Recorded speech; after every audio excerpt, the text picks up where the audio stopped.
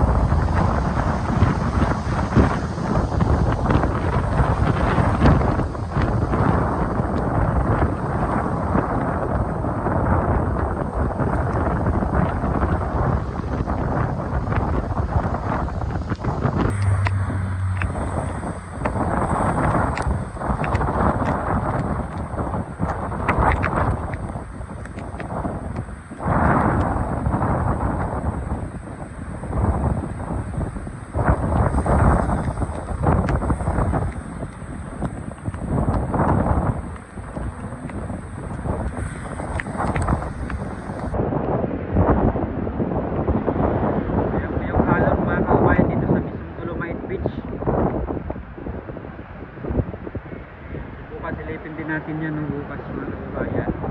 Malamang may mga silipin natin yan kung may mga basuran mga kababayan, no?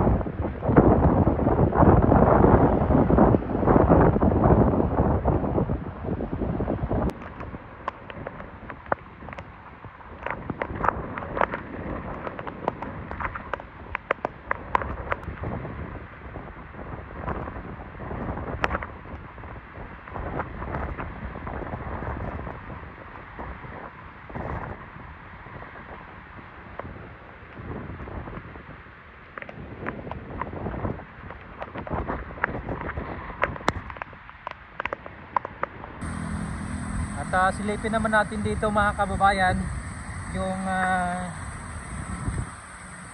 tawag dito, yung sa outfall, no, dito sa may Paura.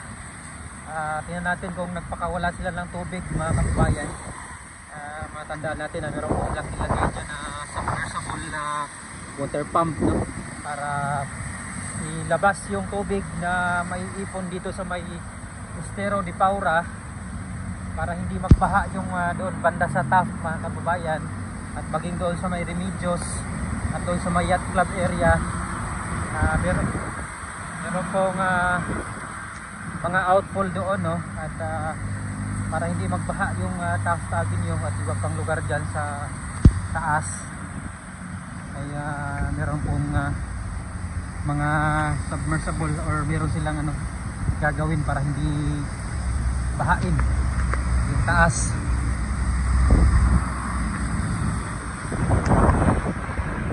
Malakas ang hangin. Asahan natin na mas lalakas pa to mga kababayan habang palapit ng palapit yung bagyong or super typhoon Uwan, no, dito sa may eastern part of Luzon, no, dito sa may Aurora. So, naririnig na po natin yung generator mga kababayan.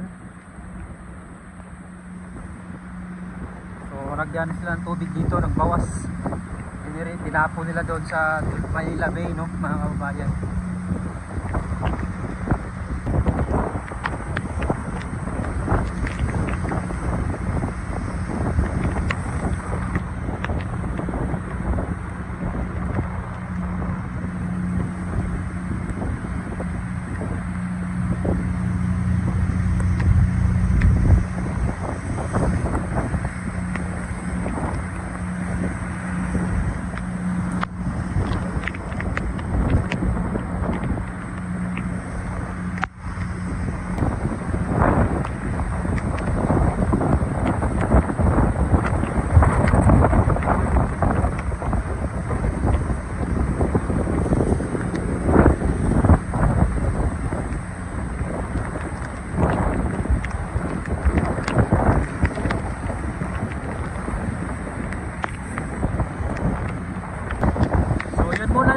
Update mga kababayan dito sa Dolomite Beach ngayong gabi, no? At maraming salamat sa pagpanood. Please don't forget to subscribe dito sa Kumpars Vlog. At bukas abangan na natin ito. Tingnan natin mga kababayan, bisitahin natin ito kung ano po yung nangyari, no, or itsura ng Dolomite Beach bukas dito po sa Manila Bay pa rin mga kababayan. Maraming salamat. God bless po sa ating lahat.